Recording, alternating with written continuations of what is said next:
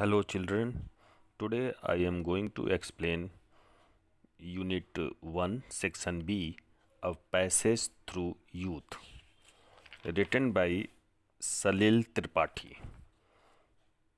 Salil Tripathi is an India-born writer based in London.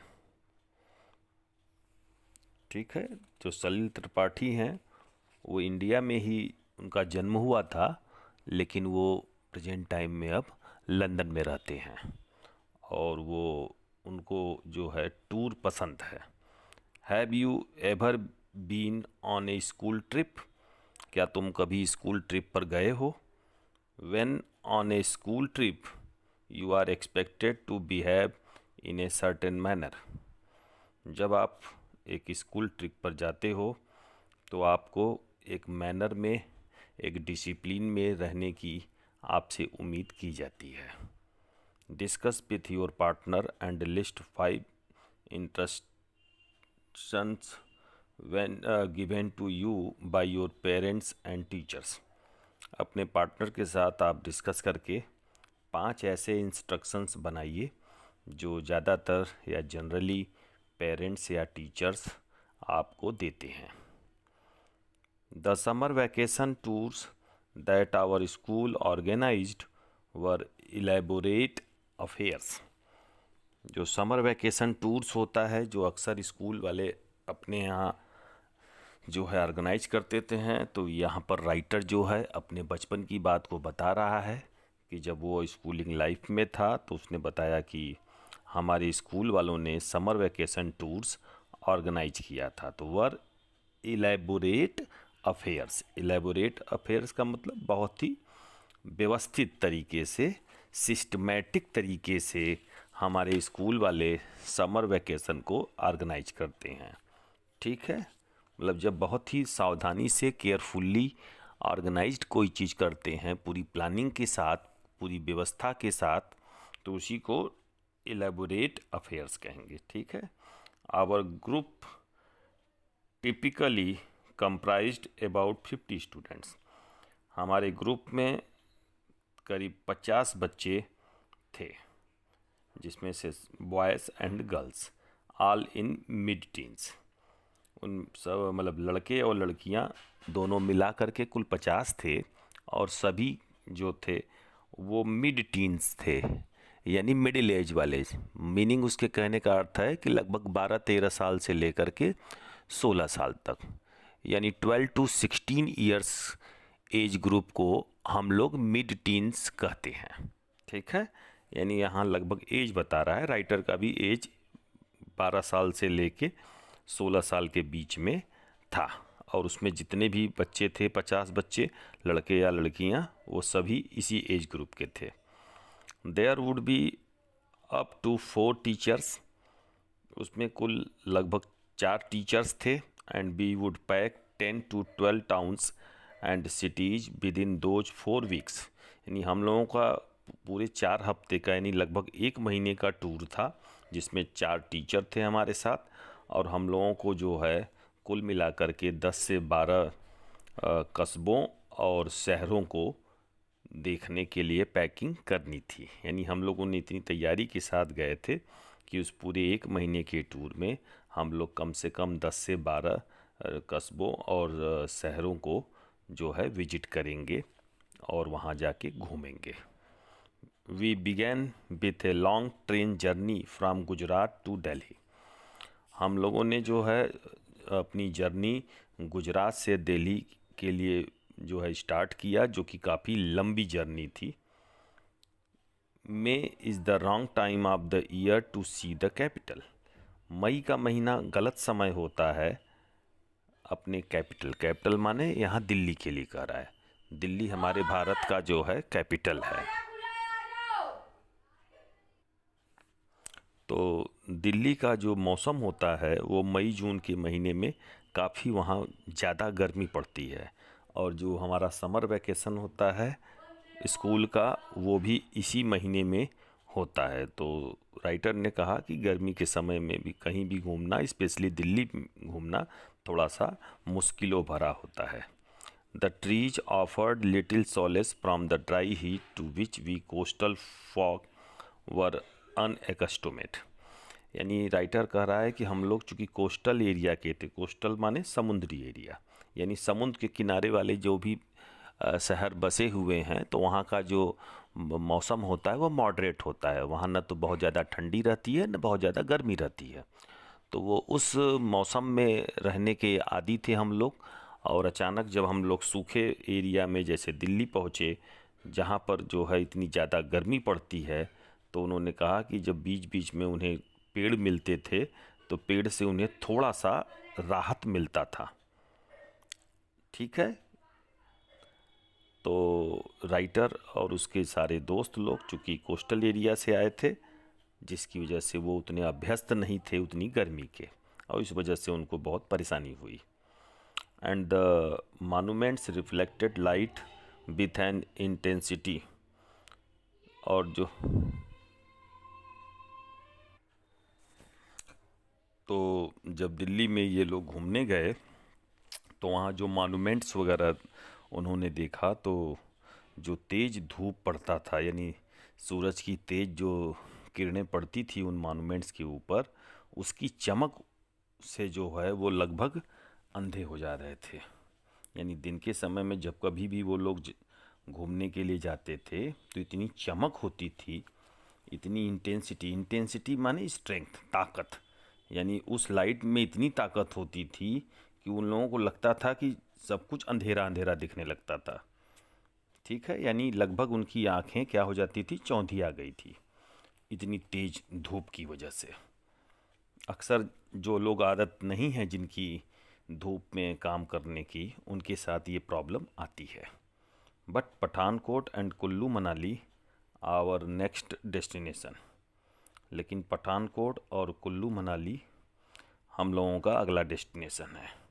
Were only अ बस ride away, जहाँ पर हम लोगों को केवल बस से ही जाने का रास्ता था, यानी हम लोग केवल बस से जा सकते थे। ठीक है। And how pleasant it becomes once we were on the bank of Beas, और हम लोगों के लिए बहुत ही सुहावना और बहुत ही शानदार और खुशियों भरा हो गया था, क्योंकि हम लोग जो है बीच के किनारे आ गए। ठीक है। आई रिमेंबर, बीच माने एक नदी है, ठीक है, उस नदी का नाम है बीच, बीच ऑफ द बैंक यानी नदी का किनारा। I remember the white foam of the flow of the river, और मुझे अभी भी याद है उस नदी के बहते हुए, जब नदी का पानी बहुत तेज़ बहता है तो वो आपको फोम की तरह दिखेगा, वाइट फोम की तरह। देखिए अभी हम आपको उसका पिक्चर दिखाते हैं, ये देखिए आपके सामने दिख रहा है।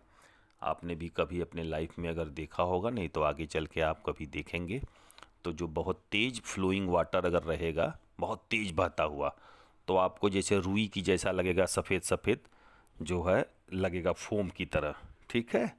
तो वैसे ही वाइट फोम की तरह, इतनी चूँकि इतनी तेज़ी से पानी बह रहा था वहाँ पर कि उनको ऐसा लगा कि जैसे वाइट फोम हो। तो अक्सर ये जो है मिर्ज़ापुर में भी अगर आप लोग कभी किसी पिकनिक स्पॉट पे जाएंगे, कोई फॉल वगैरह में अगर जाएंगे, तो वहाँ आपको ये देखने को मिलेगा। ठीक है। द कूल माउंटेन एयर, अब चूँकि वो पहाड़ी एरिया था तो वहाँ पर पहाड़ों में जो है हमेशा ठंडी हवा रहती है, तो ठंडी हवा उनको बड़ा रिलैक्स दे रहा था, क्योंकि वो दिल्ली की गर्मी से वहाँ से आए थे। द वर्डेंट बैंक्स एंड टाल देवदार एंड चिनार ट्री। द वर्डेंट जो है फ्रेश एंड ग्रीन होता है। ठीक है। द वर्डेंट का मतलब फ्रेश एंड ग्रीन, तो यानी जो उस नदी के किनारे उनको फ्रेशनेस और ग्रीनरी दिख रही थी, यानी जो नदी के किनारे था वहाँ चारों तरफ फ्रेशनेस नज़र आ रहा था, और चूँकि नदी है तो नदी किनारे हरियाली थी, हरे भरे पेड़ थे, जिसकी वजह से वहाँ उनको बहुत अच्छा लग रहा था। वहाँ पर पेड़ किसके थे, लंबे लंबे देवदार और चिनार ट्री। मैं इस पेड़ का भी पिक्चर आपको दिखा दे रहा हूँ, ये देखिए बच्चों, ये आपके का जो है देवदार का ट्री है, और ये बच्चों चिनार का ट्री है। ठीक है। ये दो बहुत ही खूबसूरत पेड़ होते हैं, तो इन दोनों तरीके के जो पेड़ थे उस नदी के किनारे लगे हुए थे, जो कि उस जगह को बहुत ही खूबसूरत बना रहे थे। ठीक है, अब हम लोग सेकंड पेज पर आते हैं। सेकंड पेज में आप ध्यान दें, one night in Manali, Manali में एक रात, I remember one of our teachers asking me if I knew one professor Sushil Punjabi from Kolkata. Manali में एक रात मुझे याद है कि हमारे टीचर्स ने हम लोगों से पूछा कि क्या हम प्रोफेसर सुशील पंजाबी कोलकाता से को जानते हैं। She too was in Manali, वह भी जो है मनाली में ही थे। In the same tourist complex where we were staying, उसी टूरिस्ट कॉम्प्लेक्स में जहाँ पर ये लोग रुके थे। जैसा कि आप लोग जानते होंगे कि कुल्लू मनाली, तो मनाली में ही ज़्यादातर लोग रुकते हैं। तो जहाँ पर उन्होंने मनाली में जहाँ पर उन्होंने लोग रुके थे उसी टूरिस्ट कॉम्प्लेक्स में ये सुशील पंजाबी भी थे। ठीक है, with her students and her daughter Kavita, अपने स्टूडेंट्स और अपनी लड़की कविता के साथ। इंडीड आई न्यू देम, बेशक मैं उन्हें जानता था। The good professor was an old friend of my mother's from their college days in Mumbai, Mumbai में कॉलेज के दिनों में वो मेरी माँ की बहुत ही पुरानी दोस्त थी, सहेली थी। जो ये प्रोफेसर जिसकी नाम की चर्चा ऊपर कर रहे हैं, कुछ जगहों के जो नाम हैं वो बड़े कंफ्यूजिंग होंगे। सुशील लिखा होगा है, ठीक है, तो वो जो है फीमेल का नाम है। द नेक्स्ट मॉर्निंग, अगले सुबह, Kavita and I went with our friends for a walk through an apple orchard. अगले सुबह कविता और मैं हमारे दोस्तों के साथ एप्पल के बगीचे को देखने के लिए गए। एप्पल मीन्स सेब। लेटर दैट वीक, बाद में उसी हफ्ते, विथ अनदर टीचर, दूसरे टीचर के साथ, एज आवर शील्ड, मतलब जो दूसरे जो टीचर थे वो हमारे एज ए शील्ड का काम कर रहे थे, यानी रक्षा कवच के तौर पर काम कर रहे थे, जिससे हम लोग इधर उधर कहीं पर गुम न हो जाएं, खो न जाएं। 11 of us broke away from our group, लेकिन इसके बावजूद भी 11 ऐसे बच्चे थे जिन्होंने उस शील्ड को, यानी उस सुरक्षा कवच को, यानी बिना बताए वो ग्रुप से बाहर चले गए थे। That was headed for Vashisht Kund, वो लोग जो है वशिष्ठ कुंड की तरफ गए थे, ऐसा लोगों ने बताया। We walked towards the Rohtang instead, और हम लोग जो है यानी हम लोगों का जो ग्रुप था वो वशिष्ठ कुंड जा रहा था, और जो हमारे ग्रुप के 11 बच्चे थे, जिसमें से जो है 11 बच्चे जो थे वो रोहतांग पास की तरफ चले गए थे। ठीक है, ग्रुप से अलग हो करके, यानी बिना ग्रुप वालों को बताए। ठीक है, अब आप लोग अगले पैराग्राफ की तरफ ध्यान दें। Once we started to climb it became exciting, एक बार जब हम लोग पहाड़ियों पर चढ़ना शुरू किए, रोहतास पास, यानी वो पहाड़ियों का रास्ता है, रोहतास पास जो है उसका भी मैं पिक्चर आपको दिखा दे रहा हूँ। ये देखिए, ये रोहतास पास है, रोहतांग पास जिसका नाम दिया गया है, इसका पिक्चर यहाँ हम आपको दिखा रहे हैं। ये पहाड़ी एरिया है, ठीक है। तो जब ये लोग पहाड़ों पर जो है जब चढ़ना शुरू किए तो जो है इट बिकेम एक्साइटिंग, यानी हम लोगों के लिए बहुत ही एक्साइटिंग था। वी इग्नोर्ड आवर वॉचेस, हम लोगों ने घड़ियों को देखना जो है इग्नोर कर दिया, यानी हम लोगों ने ध्यान ही नहीं दिया कि हम लोगों को कितना वक्त वहाँ लगा। Took deep breaths at the spectacular views, और हम लोगों ने गहरी सांस ली उस शानदार दृश्य को देखने के लिए। एंड केप्ट वॉकिंग अप, और हम लोग ऊपर की तरफ चढ़ते चले गए। टू आवर डिलाइट, हमारी प्रसन्नता के लिए, वी डिस्कवर्ड स्नो, हम लोगों ने स्नो भी खोज लिया था, यानी वहाँ स्नो था, बर्फीला जगह है ही। सॉलिड यानी वो बर्फ़ जो था थोड़ा सॉलिड था, और येलोइंग यानी पीले कलर का था। Clinging to the rocks like dusty unwashed drapery on furniture. तो क्लिंगिंग टू द रॉक्स, जब वो उस पहाड़ियों पर चढ़ रहे थे तो उन्हें बहुत ही वो पहाड़ियाँ डस्टी लग रहा था। डस्टी से मतलब यहाँ धूल से नहीं अर्थ होगा, डस्टी मतलब वहाँ बहुत से लोग गए थे जिनके पैरों के निशान अभी भी उनको वहाँ नज़र आ रहे थे। ठीक है, यहाँ डस्टी से अर्थ आप लोगों का वो होगा अनवाश्ड ड्रैपरी ऑन फर्नीचर। अनवाश्ड माने अभी वो वहाँ से मिटाया नहीं गया है, यानी धोया नहीं गया है। इसका अर्थ ये होगा कि वहाँ से साफ़ नहीं किया गया है। अभी भी ऐसा लगता है कि इस जगह पर बहुत ढेर सारे लोग, सैलानी लोग आते हैं। We had never seen snow before, हम लोगों ने इसके पहले कभी बर्फ़ नहीं देखा था। And the yellowing snow did not seem inspiring, पीला बर्फ़ जो कि हम लोगों को उस समय उतना उत्साहित नहीं कर रहा था। एज इफ़ टू ओब्लाइज अस, लेकिन फिर भी हम लोग उसको हेल्प करने के लिए, यानी मतलब हम लोग ओब्लाइज करना मतलब किसी को हेल्प करना, ठीक है, किसी को खुश करना। लेकिन मतलब यहाँ उसके कहने का अर्थ है कि वो बर्फ़ भी हम लोगों को उस समय खुशी दे रही थी। हालांकि हम लोग पीले बर्फ़ से उतने खुश नहीं थे, फिर भी हम लोग खुश थे। Fresh snow began to fall, fresh snow जो है फिर से गिरने लगा। It was a light flurry and we were ecstatic holding out our palms. तो चूँकि सब कुल्लू मनाली और रोहतांग जो बता रहे हैं वहाँ पर अक्सर जो है ये बर्फ़बारी होती है, स्नोफॉल होता रहता है। तो यहाँ पर वही बता रहा है, जिस समय वो पहुँचा तो वहाँ पर फ्लरी माने light snowfall that ends quickly, यानी जो फ्लरी का मतलब एक ऐसा क्या नाम है स्नोफॉल जो बहुत जल्दी ख़त्म हो जाता है। तो फ्रेश स्नो जो है गिरने लगा, लेकिन ये जो है फ्लरी मतलब बहुत तेज़ी से गिरा और उसी से ख़त्म भी हो गया, और हम लोग उससे बहुत ज़्यादा खुश हो गए। मतलब एक्सटैटिक का मतलब होता है बहुत एक्सट्रीम हैप्पीनेस, बहुत खुशी होना। होल्डिंग आउट आवर पाम्स, हम लोगों ने उस बर्फ़ को अपने हाथों में ले लिया। कैचिंग इट, उसको पकड़ा। लेटिंग इट सेटल, और उसे सेटल करने की यानी उसको गोला बनाने का, शेप बनाने की कोशिश किया।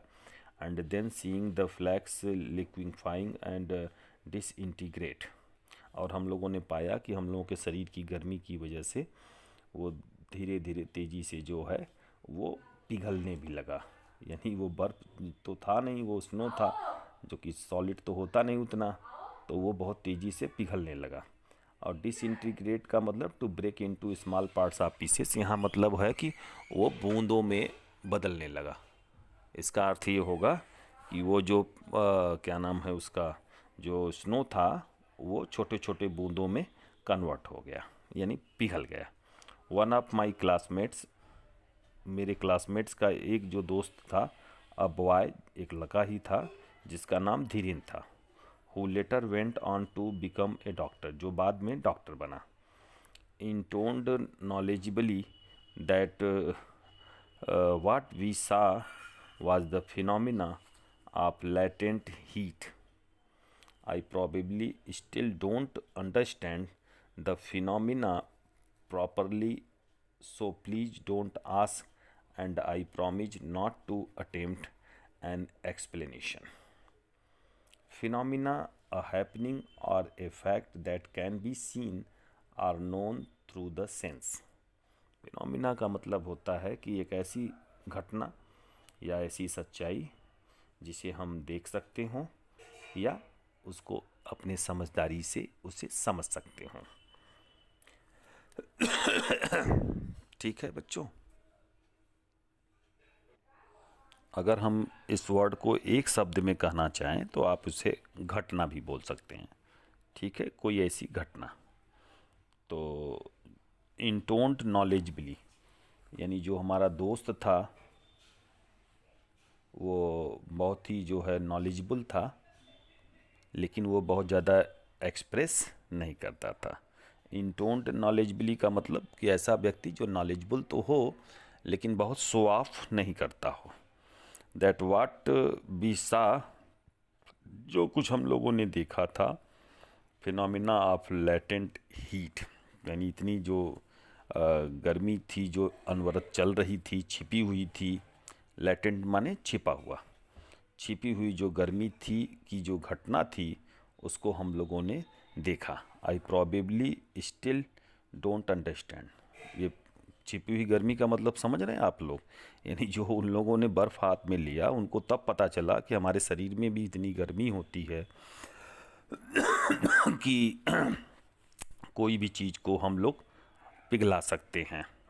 इतनी उनको एहसास हुई। हालांकि वो बच्चे थे, तो अगर आप भी बर्फ़ हाथ में लेंगे तो वो पिघलना शुरू होगा आपकी हाथों की गर्मी से, आपकी हथेलियों की गर्मी से। तो उनको उस दिन एहसास हुआ उसका। I probably still don't understand. मैं फिर भी जो है संभवतः समझ नहीं पाया कि the phenomena properly, so please don't ask. मतलब फिनोमिना यानी उस घटना को मैं कायदे से समझ तो नहीं पाया, और इसलिए प्लीज़ हमसे दोबारा इसको मत पूछिए। मैं मतलब इसको बहुत ज़्यादा डीपली एक्सप्लेन नहीं कर सकता कि क्यों वो स्नो जो है मेरे हाथों से या हमारे दोस्तों के साथ वो पिघलने लगा या पिघल गया। And I promise not to attempt an explanation. और मैं वादा भी कर रहा हूँ कि मैं उसको और आगे एक्सप्लेन यानी उसको उसका और डिटेल में नहीं बता पाऊँगा। The teacher who was with us taught physics and mathematics. और जो हमारे टीचर हमारे साथ उस समय चल रहे थे वो फिजिक्स और मैथ्स के टीचर थे, तो वो भी बहुत ज़्यादा हमारी मदद नहीं कर पाए। He was pleased that at least one of us had paid some attention in his classes. लेकिन वो इस बात से बहुत खुश थे कि कम से कम एक ऐसा लड़का था जो अपने क्लास में जो है काफ़ी ध्यान देता था, जो कि उनका दोस्त धीरेन था। We were scolded when we return. हम लोग जब वापस आए तो हम लोगों को बहुत ज़बरदस्त डांट पड़ी। There were no mobile phones then, उस समय कोई मोबाइल फ़ोन नहीं था। And the teacher in charge of the entire group was in a panic. और जो पूरे ग्रुप का जो टीचर हेड था, उसमें 4 टीचर थे, उन 4 टीचरों में भी एक टीचर हेड होता है। तो जो हेड टीचर था पूरे ग्रुप का वो बहुत ही पैनिक था, बहुत ही जो है परेशान था। Wondering where the 11 of us had gone missing. और इधर उधर वो बेचारे जो है ढूंढ रहे थे कि हम लोगों में से 11 बच्चे कहाँ गए, कहाँ खो गए। The fact that we had a teacher with us. वास्तविकता यह थी कि हम लोगों के साथ टीचर भी थे, एक टीचर हम लोग के साथ गए थे। डिड नॉट हेल्प मैटर्स, लेकिन वह भी हम लोगों की मदद नहीं कर पाया। लेकिन हम लोग एक टीचर के साथ गए थे, लेकिन बाकी लोगों को न बताना ये हम लोगों की बहुत बड़ी गलती थी। We the children were grounded the next day. और हम बच्चों को अगले ही दिन जो है पनिशमेंट मिला। ग्राउंडेड का मतलब यहाँ पर जो है भाव पनिशमेंट से होता है। वैसे ग्राउंडेड का अर्थ होता है limited someone to a certain place as a punishment, यानी किसी जगह पर रोक देना। जैसे आपको कहीं टूर पर घुमाने ले जाया गया तो एज ए पनिशमेंट उनको कहा गया कि अब आपको आगे एक जगह जहाँ वो बाकी बच्चों को घुमाएंगे वहाँ पर इन बच्चों के साथ इनको जाने की इजाज़त नहीं मिली, यानी वो वहीं पर रोक दिए गए। Which was just as well the climb up towards Rohtang had been exhausting. ये हम लोगों के लिए और अच्छी बात थी, क्योंकि रोहतांग का जो क्लाइंबिंग हम लोगों ने करके अभी आया था उससे हम लोग पूरी तरह से थक गए। तो हम लोगों को जब उन्होंने रोक दिया कि अब आगे आप घूमने नहीं जा सकते, तो हमको उससे कोई परेशानी इसलिए नहीं हुई कि हम लोग थक गए, हम लोगों को रेस्ट की ज़रूरत थी। Of the 11 of us 7 were girls. हमारे 11 लोगों में से उसमें से 7 जो थी लड़कियां थी। Not only had they out numbered us boys, they also went on to jeer at everyone who had not come with us. Not only had they, मतलब कि न केवल उन लोगों को आउट नंबर्ड एज बॉयज़, यानी लड़कों को भी जो है उसमें से बाहर निकाल दिया गया था, और साथ ही साथ उन लड़कियों को भी जो है बाहर निकाल दिया गया था। They also went on to jeer at everyone. और वे सभी जो थे बाकी जो दोस्त आगे के लिए घूमने के लिए जा रहे थे वो जो है देख करके हम लोगों का मजाक उड़ा रहे थे और हंस रहे थे। Who had not come with us, जो कि हम लोगों के साथ नहीं आ रहे थे। We were proud of our shared secret, the awesome view of the Lahaul and Spiti valleys. हम लोग जो है को बड़ा गर्व था कि हम लोगों ने एक ऐसे जगह पर घूमा जो बहुत ही, जहाँ पर हम लोगों ने शानदार सीन देखे। लाहौल और स्पीति जो वैलीज थे वहाँ के, उसको हम लोगों ने देखा। That the 11 of us had seen together, और हम 11 लोग ही साथ साथ वो देखे थे। Which the rest of our unpunished classmate had not seen, जिसमें देखा जाए तो जो बाकी 11 के अलावा जो लोग थे जो वो पनिशमेंट नहीं पाए थे, वो क्लासमेट्स उसको नहीं देख पाए थे। They probably got on extra helping of shrikhand, और शायद उनको जो है एक्स्ट्रा हेल्प मिला होगा श्रीखंड। श्रीखंड एक मिठाई का नाम है, आपको उसका भी पिक्चर हम दिखा दें। देखो बच्चों, ये श्रीखंड इसको बोला जाता है, ये एक मिठाई है। तो उन बच्चों को ये मिठाई खाने के लिए शायद मिला था, जो कि उनके लिए यही बहुत था। तो लेकिन अब ये बच्चों ने सोचा कि भाई हम लोग यहाँ खाने पीने तो आए नहीं हैं, हम लोग तो घूमने आए हैं। वी डिडंट माइंड, यानी हम लोगों को कोई फ़र्क नहीं पड़ा, यानी हम लोगों को जो श्रीखंड मिठाई थी हम 11 लोगों को नहीं मिली। We had been witness to such spellbinding beauty that we have never forgotten. हम लोगों ने जो देखा था वो बहुत ही शानदार था। स्पेल बाइंडिंग का मतलब ऐसी चीज़ें जो कि आप पूरी तरह से जो है एकदम उसके आकर्षण से बंध जाएंगे। इतना आकर्षक, इतनी शानदार खूबसूरती को हम लोगों ने देखा था जो आज तक हम अभी तक जो है कभी भूल नहीं पाए। ओके बच्चों, थैंक यू फॉर वॉचिंग।